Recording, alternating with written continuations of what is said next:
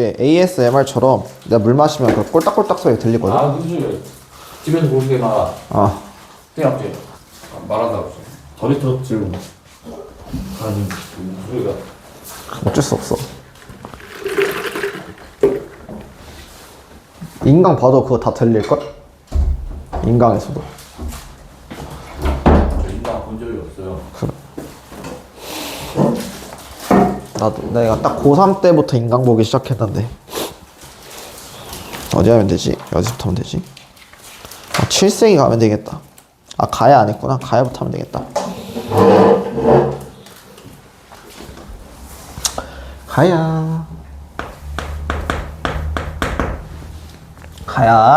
가야를 보면은 일단은 이렇게 있을 거 아니야. 이렇게 있으면은 자, 사만 중에서 요게 위치에서 만들어졌었던 게 가야였었거든. 그러면 이 가야는 사만 중에 어디 위치에 있었던 거야? 변환, 그치. 변환 지역이 만들어졌던 게 가야다라고 보면 돼. 그럼 이 가야를 건국한 사람은 당시에 건국자는 김수로라는 사람이야. 김수로라는 사람이고, 이 김수로도 설화가 있는데 이 김수로 설화는 노래로도 유명해. 그래서 이 구지가였지, 그치? 구지가 거부가 머리를 내밀어라, 내밀어 놓지 않으면 잡아먹으리라는 구지가를 통해서 했었다. 그리고 수도는 김해 지역에 자리를 잡았지.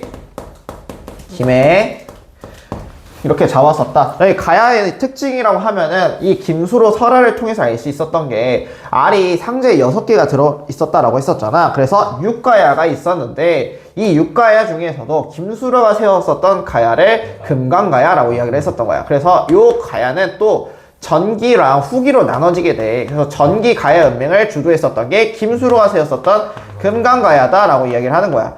이 금강가야가 세워졌었던 지역이 옛 변환 지역이었었거든. 그럼 변환의 특징 중 하나가 철이 많이 나왔지. 그렇지, 쇠, 철 많이 나와서 그걸 덩이쇠라고 불렀었어. 그래서 이 금강가야도 그 철 문화를 바탕으로 철 생산이 풍부하였기 때문에 이걸 통해서 외교적이라거나 아니면 수출을 되게 많이 했었어. 대표적으로 수출했었던 게 낭랑이라든가 아니면은 외에 수출을 하게 됐었지.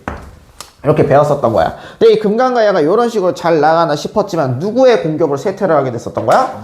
고구려의, 그치, 고구려의 광개토대왕을 공격받고 쇠퇴하게 되었었다. 그래서 요게 쇠퇴하게 되니까 이제는 가야가 전기 가야 연맹에서 후기 가야 연맹으로 이동을 하게 됐었던 거야. 그래서 이 후기 가야 연맹을 이끌었었던 거는 대가야였었다. 그래서 대가야도 소백산맥을 기점으로 확장을 많이 하긴 했지만 여기는 그렇게 오래 가지는 못했지. 아, 올해는 갔다. 그래도 100년 좀 갔으니까. 이 대가야가 했었고, 대가야는 기억해야 되는 게 고령동 고산분을 기억을 해야 돼. 고령에 있는 고산들을 기억을 해야 돼. 그래서 그거는 이미지 보고 아, 대가야의 고령에 있는 무덤이구나, 고산에 있는 고분들을 기억을 해야 돼. 거기 보면은 이제 사료 그 그림 보면은 되게 뻥 뚫려 있을 거야.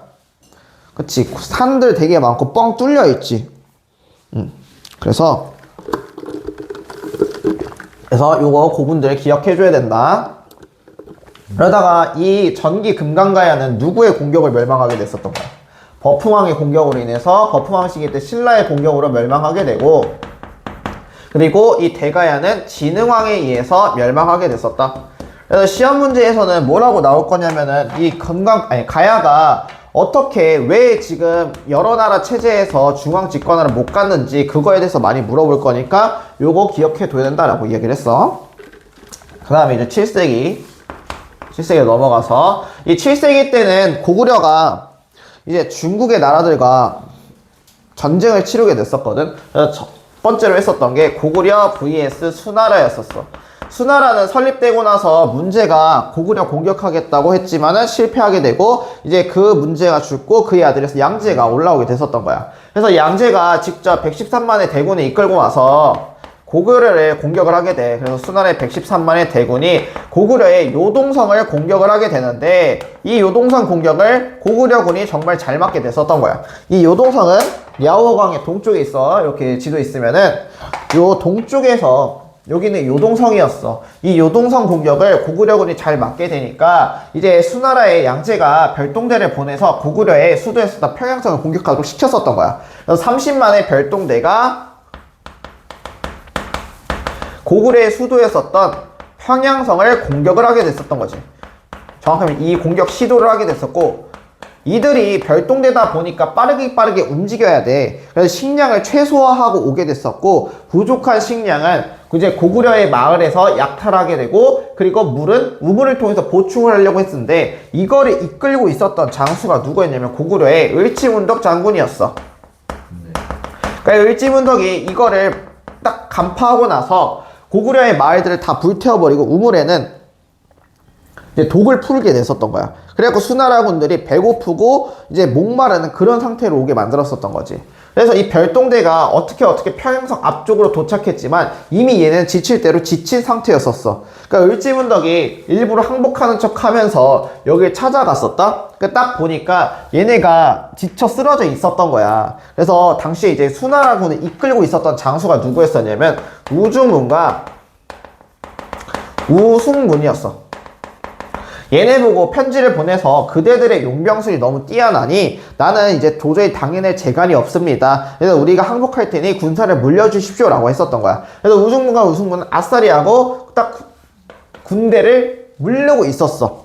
그러다가 얘네가 여기서 청천강이라는 강을 지나고 있었는데 여기서 을지문덕의 계략을 받게 되고 싹 다 죽이는 거야. 요거를 살수대첩이라고 부르는 거지. 알겠지? 그래서 30만의 대군이 이게 2,700명으로 줄었다라고 이야기를 하더라고. 거의 그냥 29만 명이 사라진 거야. 29만 7천 명 정도가. 그래서 이런 식으로 승리를 거뒀어. 그런 상황 속에서 이때 이거에 있을 때 고구려 왕이 영양왕이었는데 영양왕이 죽고 나서 영류왕이 즉위를 하게 돼. 근데 영류왕은 이게 딱 즉위하고 나서 이 중국의 정세가 수나라에서 당나라로 바뀌게 되거든. 이때 당시 수나라가 있었는데 수나라가 사라지고 당나라가 들어서게 됐었던 거야. 영유왕은 이 새롭게 생겼었던 당나라랑 친하게 지내고 싶어. 영유왕은 친당파였었어. 그리고 이 영유왕의 친당에 반대했었던 사람이 당시에 영유왕 다음 이제 지금의 국상 자리였어 망리지 자리에 있었던 연개소문이었었던 거야. 연개소문은 반당을 외쳤었던 거야. 그래서 이 둘이 부딪히다가 결국에 연개소문이 정변을 일으키고 영유왕을 죽이게 돼. 그리고 영유왕 다음으로 보장왕이 그치 오르게 됐었던 거지. 그리고 연개소문은 보장왕의 자리에 오르게 만들고 나서 자기를 망리지가 아니라 대망리지라는 새로운 관직을 창설해서 앉게 됐었던 거야. 그러니까 얘는 반당이잖아. 그러니까 반당이다 보니까 당나라를 계속해서 도발해. 당나라가 침입할 거를 대비해서 만들었었던 게 천리장성이었었던 거야. 이 천리장성은 비사성부터 부여성까지 쌓았었던 게 천리장성이었었던 거야. 그래서 요거 기억해두면 편해. 비사부터 부여성까지 했었다. 여기가 비사성인데 여기 부여성까지 쌓았었던 게 천리장성이었었던 거야. 아니나 다를까 이제 당나라가 쳐들어오게 됐었던 거지. 그래서 고당전쟁. 그래서 이때 당시 당나라 태종이 있었는데 태종이 고구려를 공격하게 되고 요동성까지 함락을 하게 되면서 최후의 전투가 안시성에서 벌어지게 됐었던 거야. 그래서 안시성이 뚫리면은 고구려의 수도의 평양성까지 다이렉트로 올 수가 있었던 거지. 근데 이 안시성 전투에서 이제 당시에 안시성의 성주와 주민들이 정말 잘 맞게 돼. 그래서 이 안시성 전투에서는 승리를 거두게 되고 이제 고구려는 어느 정도의 이 수와 당나라의 공격을 받게 됐었다. 근데 문제는 여러 차례의 전투로 고구려는 힘이 약해지는 그런 상황이었었던 거야. 알겠지? 네. 자, 그리고 삼국통일로 갈게.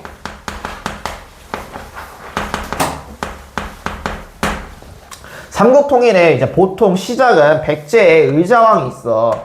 백제의 이제 의자왕이 있었는데 의자왕이 신라의 대야성을 공격하게 돼. 여기서 이제 발달이 되게 되는 거야. 근데 당시 이 대야성의 성주는 이제 신라의 김춘추의 사위였었어. 우와. 김춘추의 사위라는 건 대야성의 성주가 김춘추 사위래. 그럼 자신의 딸도 여기 같이 있지. 네. 그래서 딸과 사위가 죽게 돼, 여기서. 그래서 여기서 이제 김춘추가 화가 났었던 거지. 근데 이때 이제 백제와 신라의 왕을 알려주면은 백제는 의자왕이었거든. 신라는 선덕여왕이었었어. 그러니까 하나 더 알려주면은 이 사위 말고 딸 있지. 딸 이름이 고타소라고 불러. 구타소. 그래서 백제와 신라가 붙게 됐고 여기서 대야성이 함락당하게 됐고 김춘추의 사위와 고타소가 죽게 되니까 화가 났었던 김춘추가 자기가 직접 고구려에 가서 원병을 요청하겠다라고 이야기를 했었던 거야. 그래서 김춘추가 이걸 복수하고자 고구려에 원병을 요청했었던 거지. 그래서 고구려로 향하게 됐었어. 근데 당시에 이 고구려의 가장 최고 권력자는 누구였었냐면은 연개소문이었었던 거야. 그러니까 연개소문이 이야기하기를 지금 너희가 옛 가져갔었던 함경도 땅과 한강 지역 주면은 너희들의 원병 요청을 들어줄게 라고 이야기를 했던 거지. 근데 김춘추는 이거는 제가 결정할 사항이 아니니 풀어주십시오 라고 이야기했지만 연개소문은 그래? 그럼 너 그냥 우리 감옥에 갇혀져 있어! 하면서 가둬뒀었던 거야. 그러다가 김춘추가 귀토지설이라고 하고 용궁에 간 토끼 이야기를 통해서 그걸 듣고 비슷하게 연개소문한테 말하고 나서 고구려에서 빠져나오게 됐었던 거지. 그래서 빠져나왔었던 김춘추는 일본을 향했지만 일본에서 성과가 없자 결국에는 향했던 곳이 당나라야.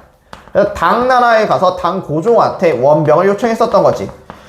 김춘추가 무릎 꿇고 당나라 고종한테 이야기를 하는 거야. 지금 우리나라가 위험에 처해 있습니다. 이를 폐하께서 도와주지 않으면 저희는 힘들어질 것이고요. 저희가 매해 당나라한테 바쳤었던 세패라든가 세금들은요 이제 못 바치게 될 것입니다. 그러니 저희한테 자비를 베풀어 주세요 라고 했었던 거야. 당나라 고종이 이거 보고 나서 그래 너희들한테 자비 베풀어서 우리 동맹 맺자 해서 맺었었던 게 신라와 당나라가 맺었었던 나당 동맹이었었던 거야.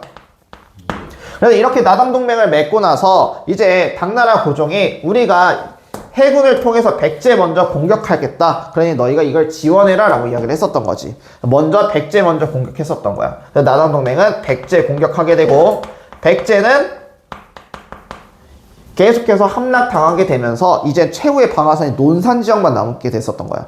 부여 앞이 논산이거든. 논산 뚫리면 부여는 뚫려. 왜냐면 사비가 부여인데 이 부여는 평야지대라고 했지. 그러니까 그 앞에 있어 논산이 뚫리면은 그냥 프리패스인 거야. 최후의 전투였었던 백제는 논산에서 황산벌 전투. 황산벌 전투만 남기고 있었던 거야.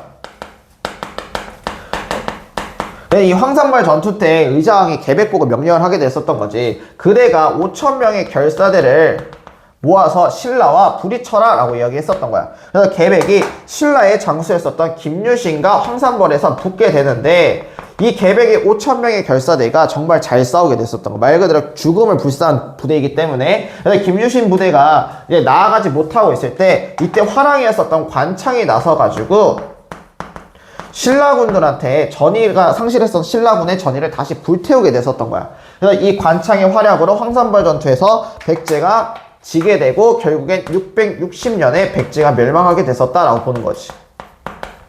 근데 백제는 이렇게 멸망했지만 백제를 다시 세우자는 부흥군들이 등장을 하게 됐었어.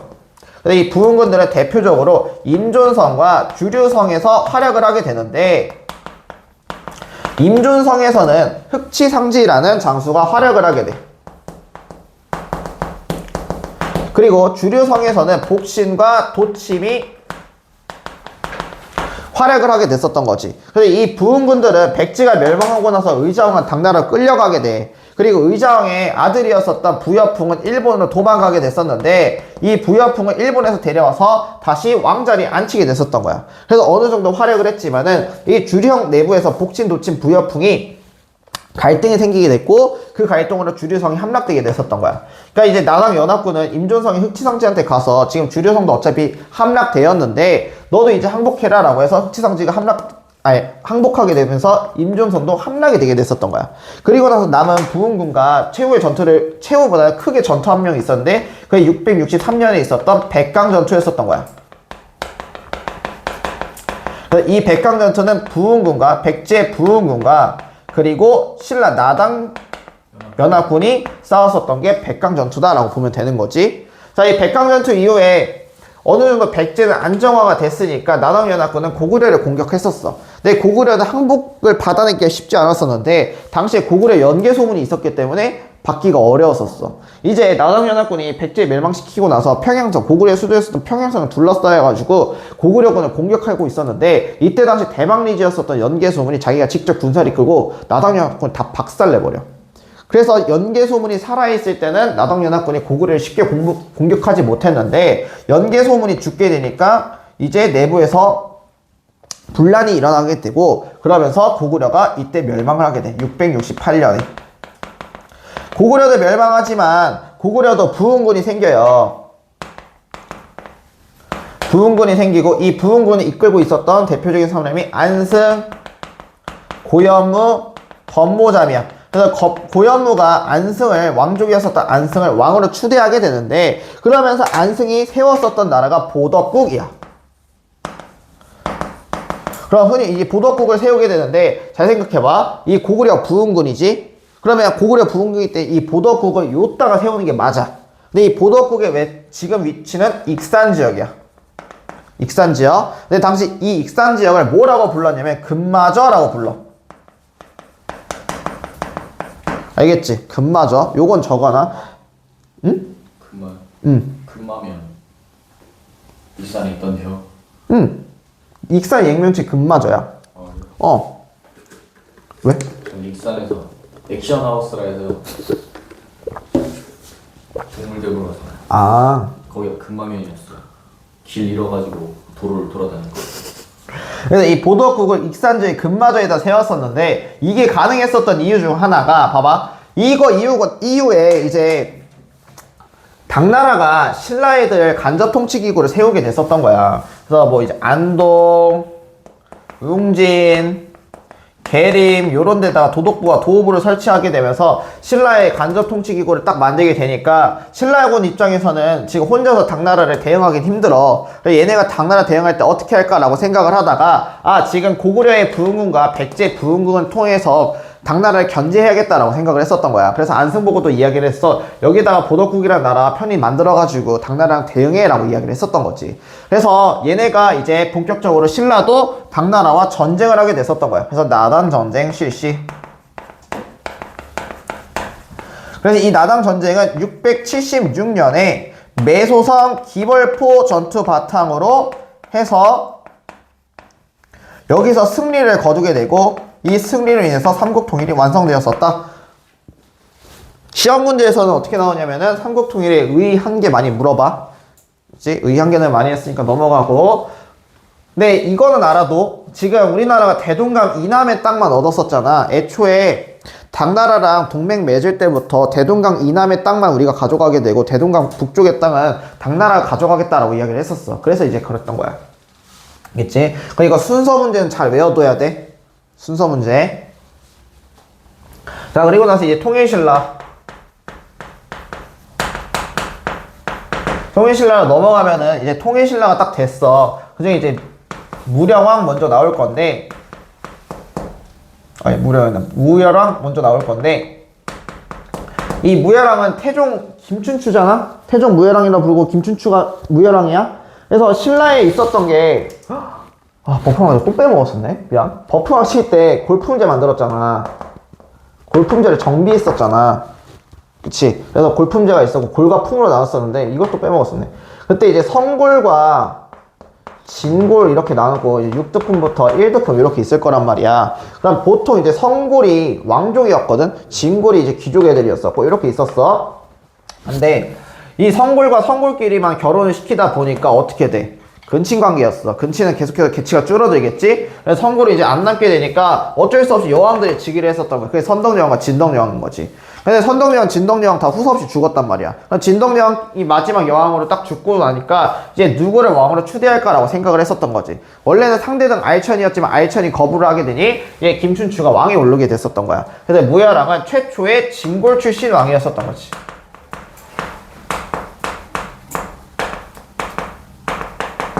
알겠지? 최초의 진골 출신 왕이고 무열왕 시기 때 백제가 멸망하게 돼.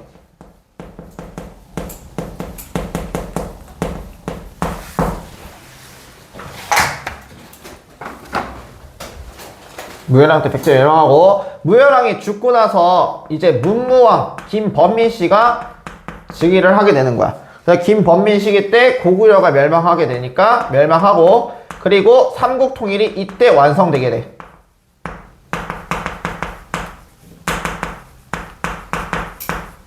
문무왕 시기 때 실시했었던 제도안 두 개가 있었는데 첫 번째가 외사정 제도 있고 두 번째가 상수리 제도 있어. 외사정 제도는 바깥으로 돌아다닌다라고 하는 건데 보통 왕의 명령을 받아서 바깥으로 돌아다니는 사람들이 하는 업무가 뭘까? 감찰 업무야. 감찰. 감찰 업무야. 그래서 바깥으로 돌아다니는 외자가 붙은 이 바깥으로 돌아다니는 사람은 주로 하는 게 감찰 업무거든. 행정 감찰이거나 아니면은 이런 업무인데, 그럼 이 외사정 업무는 지방에 있었던 세력들 있잖아. 요 사람들의 비리를 감찰하는 역할을 했던 게 외사정 업무고, 상수리 제도는 지방의 유력과 세력가나 그 자제들을 이제 중앙에 와서 공부하거나 아니면은 있게 만든 제도가 상수리 제도였었던 거야. 그래서 이걸 통해서 지방 견제 정책을 실시했었다라고 보면 되는 거지. 자, 그 다음에 신문왕으로 갈게. 문무왕 죽고 나서 그의 아들이었었던 신문왕의 즉위를 하게 돼요. 근데 신문왕이 즉위하자마자 난 하나가 터지는데 그의 장인어른이었었던 김음돌이 난을 일으키게 됐었던 거야.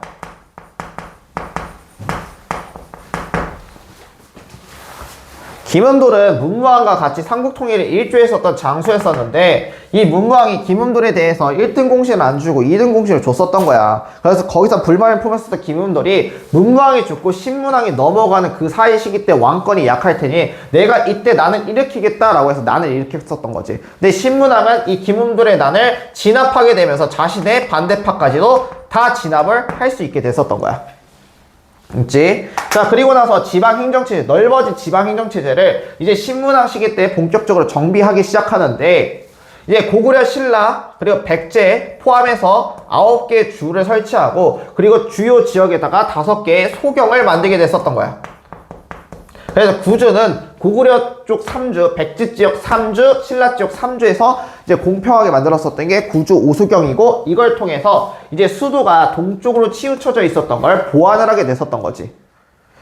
그래, 이때 이제 군사제도도 재편하게 되는데 중앙군으로 구서당을 편성하게 되고, 그리고 지방군으로는 십정을 나오게 됐었던 거야. 그리고 이 구서당에는 신라인뿐만 아니라 고구려, 백제, 말갈인들까지도 다 포함되어 있었던 게 구서당이었었다라고 보는 거지. 십정은 우빈아 너한테 물어볼게. 왜 십정이었어? 알아요. 알지? 넌 이거 모르면 나 진짜 배신하는 거야. 뭐라고 설명해야 되지 이거를? 응? 한쪽에 2개가 있거든요. 그치, 한쪽에 2개가 있지. 그치. 그치. 자, 이제 신라가 통일을 하고 나서 이게 딱 됐는데 북쪽에 이제 발해라는 나라가 세워졌었어. 그러니까 발해도 신라 싫어하지. 그러니까 발해 군들이 딱 내려올 거란 말이야. 그럼 국경 지역에 한 개의 사단만 파견되어 있으면 안 될 거라 생각했던 거야. 그래서 여기 국경 지역의 한 주에는 2개만 설치를 했었다라 이 얘기를 했었지. 그래서 구서당 구정이 아니라 한 주 지역에 하나 더 설치하면서 구서당 십정이었었다라고 이야기를 했어. 그리고 이 신문왕 시기 때는 집사부의 권한이 올라가게 돼. 집사부는 왕의 비서기관이지. 그러면서 집사부의 대빵을 뭐라고 그랬어? 시중이라고 이야기를 했지. 그래서 집사부의 시중의 권한이 올라가게 되고, 그러면서 자연스럽게 귀족들의 대표가 뭐라 불러? 귀족들의 대표 상대등. 그래서 상대등의 권한이 내려가게 됐었던 거야. 이해됐지? 됐어? 오케이. 그리고 신문왕 시기 때 노급을 폐지하게 되고 관료전을 지급을 하게 돼. 자, 신라에 이제 신하들한테 월급을 줬을 때 그 체계를 보면은 이렇게 땅이 있어. 요 땅에서 나오는 그 수확물들을 수조권이라고 부르거든. 그럼 이 수조권이 나오게 되는데 이 수확물을 하도록 기르는 애들은 노비 애들일 거란 말이야. 그래서 수조권과 노비를 같이 줬었던 거를 노급이라고 부르는 거야.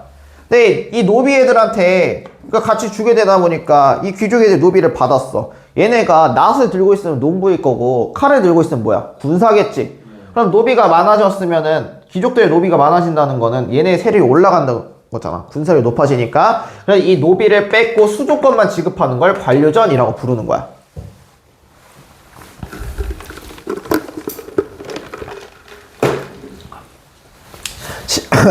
신문왕 이외에도 만파신적 설화라고 해서 이제 자기의 아버지가 죽고 나서 용이 돼서 나라를 지키고 싶대. 그래갖고 문무왕릉을 만들었는데 거기서 이제 나라는 대만하면 잘라가지고 피리 만드니까 막 적들이 물러나갔대. 그래서 여기 만파신적 이렇게 있었다 라는 거 알아두면 돼요. 잠깐만, 이거 다음이 그치, 통일신라 정치체제지. 나 이제 통일신라 정치체제.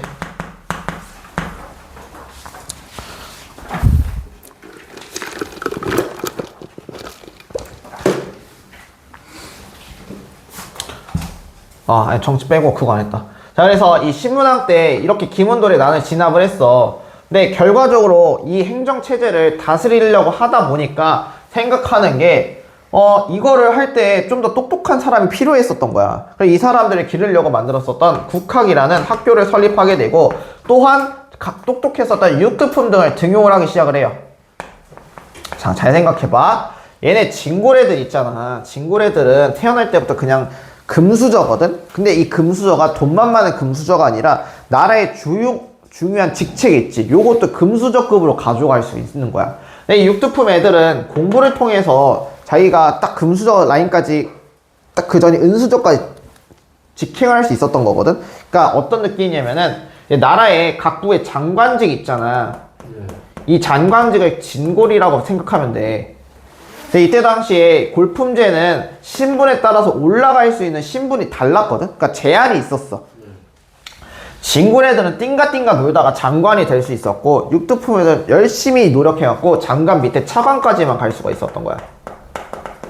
그럼 잘 생각해봐. 니네 공부 안 해도 서울대 갈 수 있대. 그럼 공부할 거야? 안 하겠지.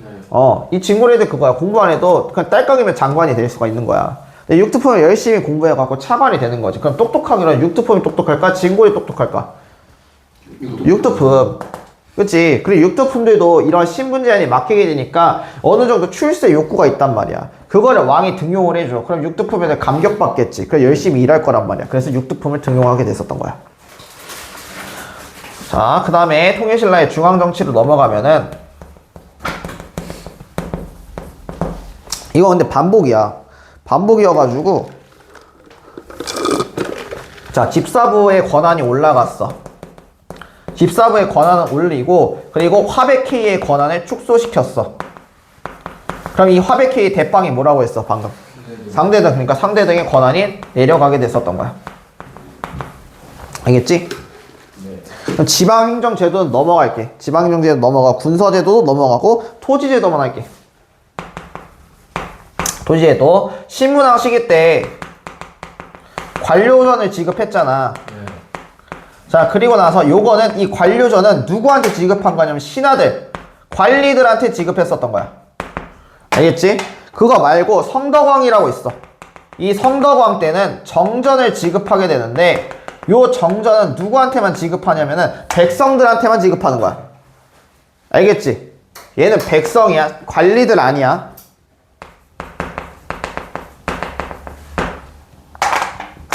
자, 그 다음에 이제 경덕왕 즉위했을 때는 이때 왕권이 약해지게 되면서 이제는 노급이 다시 지급되게 되고 관료전은 지급이 되지 않았다라고 보면 되는 거야.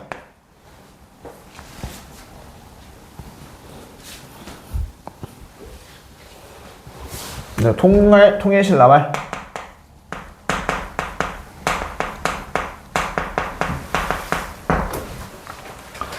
통일신라 말기로 들어갔어. 이제 생각해 본 거야. 이 무열왕 시기 때 진고래들이, 무열왕이 진고래들이잖아. 그래서 무열왕기가 계속해서 왕위를 갖고 가고 있었는데, 다른 진골애들이 보기에는 왜 저 새끼만 되고 있는 거지? 라고 생각을 한 거지. 우리도 똑같은 진골이잖아. 근데 왜 지금 무열왕기만 되고 있지? 라고 생각해서 진골애들끼리 지들끼리 왕권 다툼을 하게 됐었던 거지. 이때부터 얘네는 통일신라 말기부터는 왕권 싸움이 되게 많이 일어나게 돼. 그 이유가 마지막 진골왕기였었던 해공왕이 피살되고 나서부터 요게 시작되게 됐었던 거야.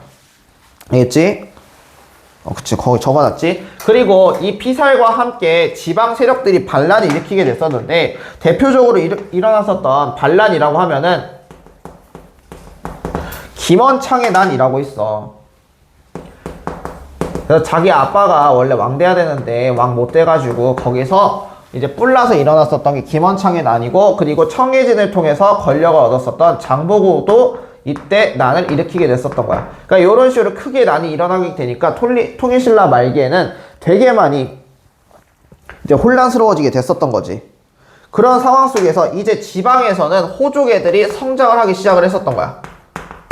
그래서 호족애들은 자신을 직접 성주라든가 아니면 장군이라고 호칭을 해가지고 백성들을 따르게 만들었었던 거지. 왜냐면은 지금 이 왕권이 중앙이 폐해가 심해지게 되니까 중앙에서 사람들, 백성들이 제 새끼들은 답 없구나 라고 생각을 했었던 거야. 그러니까 지방으로 사람들이 퍼지게 됐었는데 그거를 이제 호족애들, 지방에서 있었던 세력가 애들이 이걸 이용을 하게 됐었던 거지. 그래서 자기를 성주 장군이라고 호칭을 하면서 사람들을 모으게 되고, 그리고 이때 유행했었던 사상들이 있어. 대표적으로 선종이라고 있어요. 선종과 그리고 풍수지리설을 통해서 사람들을 모으기 시작을 했었던 거야. 선종이 뭐냐면은 당시 이제 불교의 종파 중 하나야. 달마대사가 만들었었던 건데, 이때 이 선종 말고도 교종이라는 게 있어. 이 둘의 차이는 뭐냐면, 교종은 경전을 통해서 수행을 하는 거고, 선종은 명상을 통해서 수행을 하는 거야. 그러니까 경전이라고 하는 글을 읽어서 이제 부처에 대한 깨달음을 얻는 게 교종이거든. 근데 글은 누구만 읽을 수 있어? 귀족 애들. 그러니까 백성들은 우리는 저 글을 못 읽으니까 깨달음을 얻을 수 없고 극락왕생할 수 없겠구나 라고 생각을 했었던 거야. 근데 이 선종 애들 입장에서는 명상을 통해서 하면은 깨달음을 얻을 수 있대. 명상은 내가 앉아가지고 눈만 감으면 돼요. 그럼 누구나 할 수 있는 거지.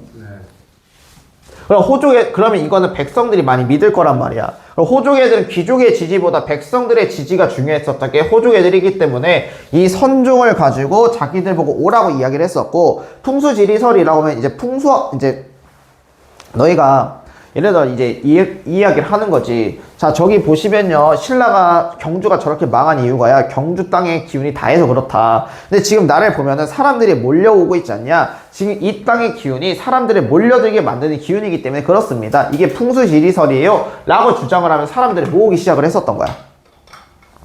그 외에도 이 통일신라 말기에는 왕권이 올랐는데 얘네들 지들끼리 치고받고 싸우니까 육두포인을 보다 못해서 이렇게 싸우면은 나라 망합니다 라고 하면서 오히려 조언을 해줬었어. 왕한테 비판하게 되고 이런 식으로 나아가 있는 상소문도 올렸었는데, 이 상소문을 그냥 너희들 우리보다 신분 낮잖아 다 컷하게 됐었던 거야.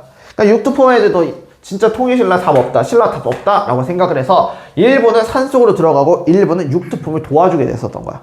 그래서 육두품들도 도움을 주게 됐었던 거지. 그러면서 호족애들이 성장을 하게 됐었다라고 보면 돼. 지방에서는 이러한 호족애들이 성장하게 되니까 농민들도 결국에는 도망치게 됐었던 거잖아. 근데 이거 외적으로도 농민들도 봉기가 일어나게 돼요. 대표적으로 원종과 애노의 난이 있어. 그래서 이 원종과 애노의 난이 일어났을 때 왕이 누구였었냐면 진성여왕이야. 진성여왕 시기 때 원종과 애노가 난을 일으키게 되고, 또한 이제 붉은색 바지를 입은 사람들의 난이다 라고 해서 적고적이 난을 일으키게 됐었던 거야. 오케이. 나 화장실 한번 갔다 올게 얘들아.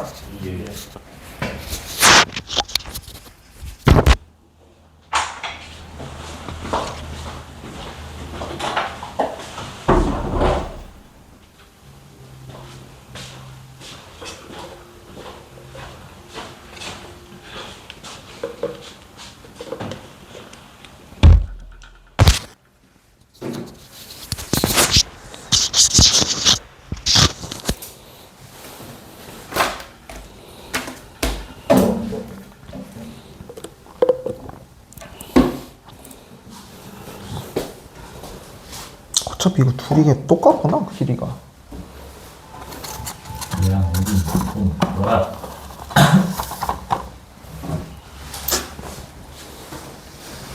그래서 이렇게 적고적의 난까지 일어났다라고 보면 되고, 그 다음에 이제 발해.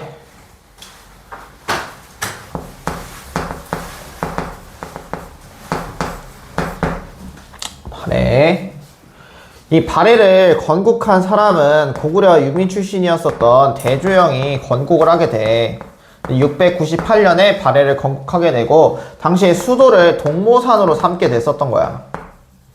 동모산. 그래서 정치적으로 보면은 이때 당시에 고구려 유민과 더불어서 말갈족과 같이 세웠었던 게 발해야. 근데 아직 너희가 학교에서 발해를 안 나가서 그런데 원래 대조영이 발해 세울 때 발해라고 호칭을 안 했었어. 진국이라고 호칭을 했었거든. 진나라라고. 그리고 나 712년에 발해 이름을 바꿨는데 혹시라도 진원을 세웠었다라고 이야기 나오면은 알려줘. 알겠지? 그래서 이렇게 고구려와 말갈 유민 등이 같이 세웠었던 게 발해였었다라고 보면 되는 거야. 그래서 이 대조영을 뭐라고도 호칭을 하냐면은 고왕이라고도 호칭을 해. 고왕. 알겠지?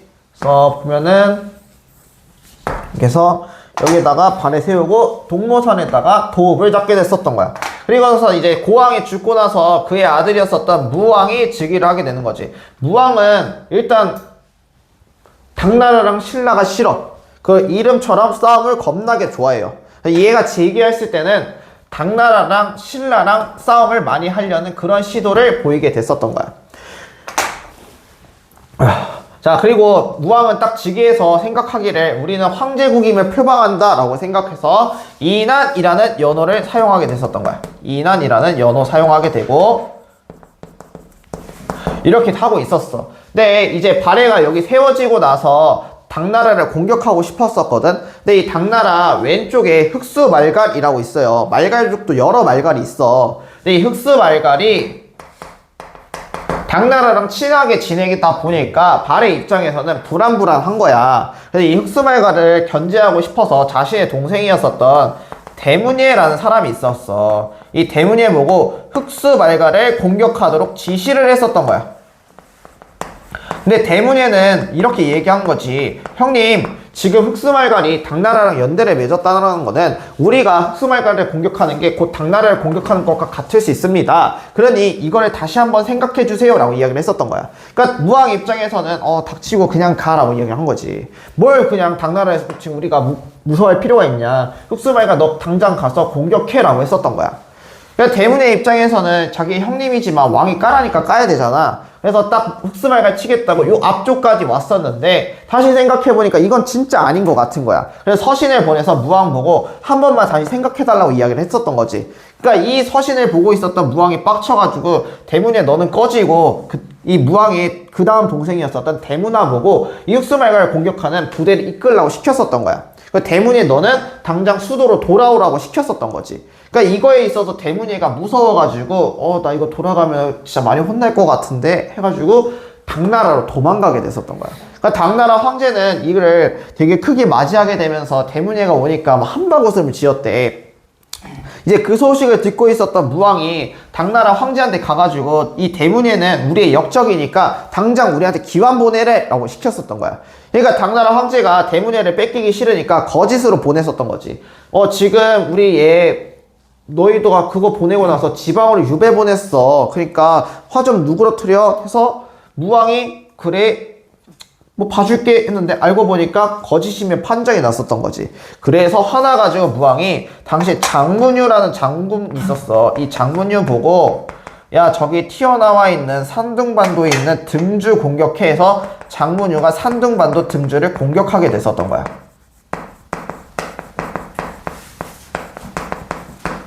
알겠지? 근데 이게 가능했었던 배경이 요 당나라 옆에 거란이 있었어. 거란이 있었는데 거란이랑 당나라랑 싸우고 있었고 어쩌다 보니까 거란이 당나라의 싸움에서 승리를 하게 됐었던 거야.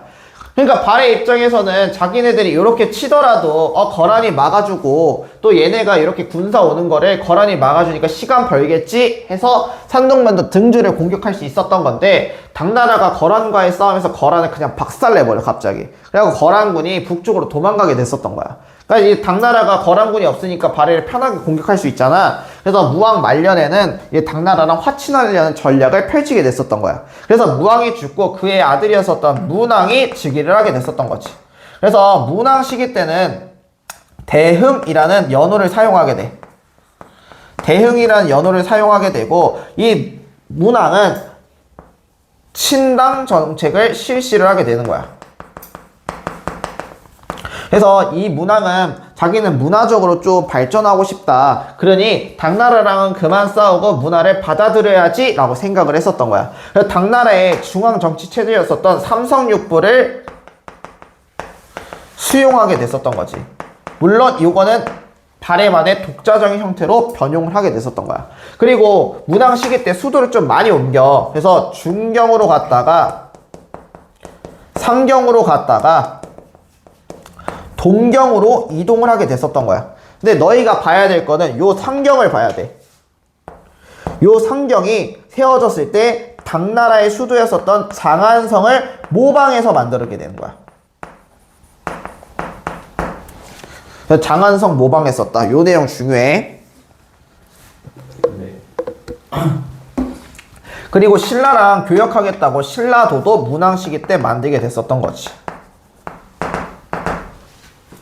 자, 이거 나서 문항이 죽고 나서 이제 조금 가다가 선왕이라는 사람이 즉위를 하게 되고, 이 선왕 시기 때 발해가 전성기를 맞이하게 돼. 그리고 이 선왕 시기 때 전성기를 맞이하게 되니까 선왕은 이제 연호로 건흥이라는 연호를 쓰게 되는 거야. 그리고 지방 통치 체제를 정비하게 되는데 오경 15부 62주를 이때부터 쓰기 시작을 해요. 오경 15부 62주로 정비를 하게 되고, 선왕 시기 때는 영토 확장을 통해서 해동성국이라는 호칭도 얻게 되는 거야.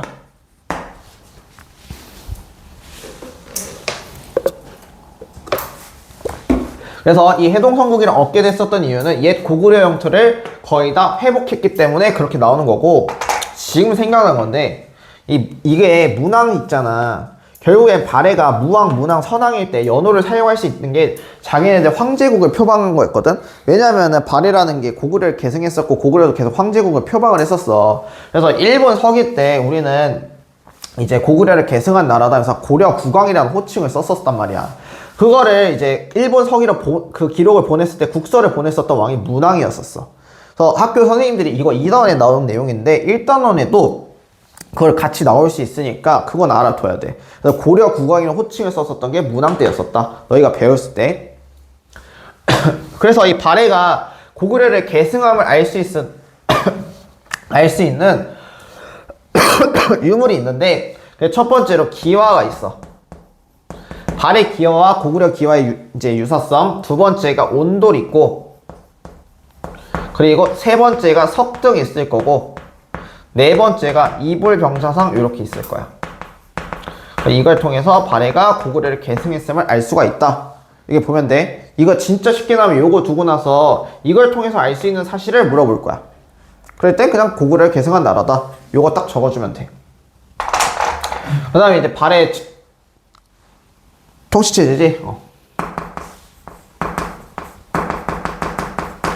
발해 통치체제를 보면은 발해는 삼성 육부로 이루어져 있었다.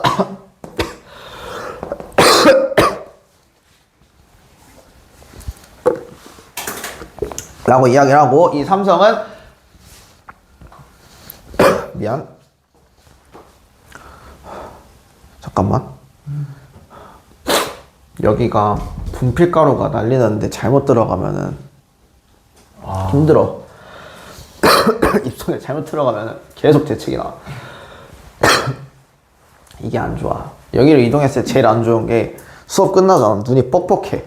분필가루 계속 눈에 들어가가지고. 나오긴 어떻게 할 거야? 빨리 해결해. 너 어떻게 해결해? 네가 해결해야지 뭐. 내일 뭐냐? 선생님이 힘드시다니. 이렇게 있을 거야. 그래서 삼성이라고 하면은 발해 삼성을 모방한 건데, 이름은 발해식으로 많이 변용을 하게 됐었어.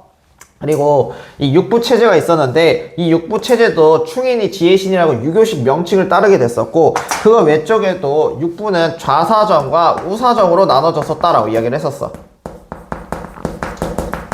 이렇게 있었고, 그거 외에도 이제 중정대가 있었지. 통치체제로 중정대가 있었고, 관리감찰기구가 있어 중정대, 그리고 문적원이라고 해서 왕의 비서기관 역할이 있었어. 많이 나오는 것 중 하나가 이때 당시 유학교육기관으로 주자감 이렇게 있었지. 그럼 고구려의 유학교육기관은 어디였었어?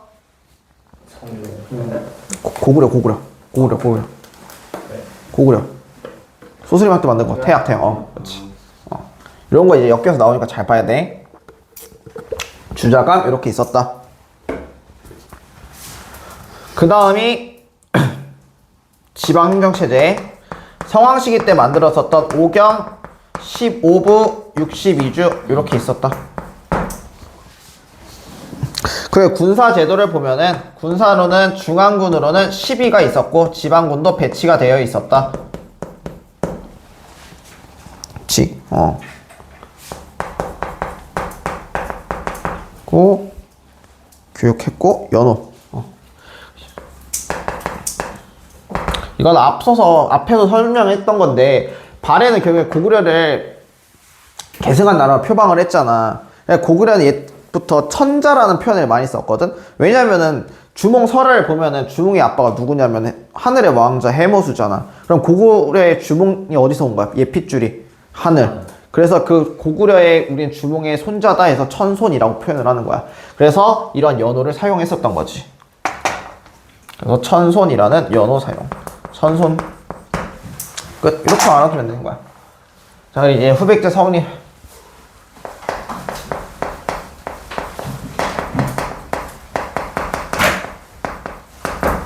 나 이거 진짜 거짓말 안 2시간 반이면 끝날 줄 알았거든?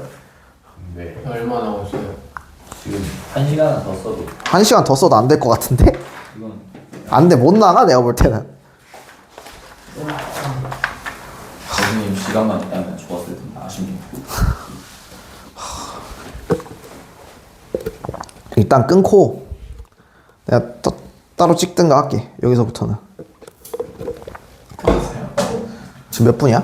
7분이요. 7분이요. 7분. 일단 끊고 해보자. 어씨, 나 이렇게 오래 걸릴 줄 몰랐어. 끝이에요? 끊어봐. 끝. 표정 봐라. 너무 좋아하는 이유가. 근데 나머지는 찍어서 올려주든가 아니면은 시간 할 때 얘기를 할 때.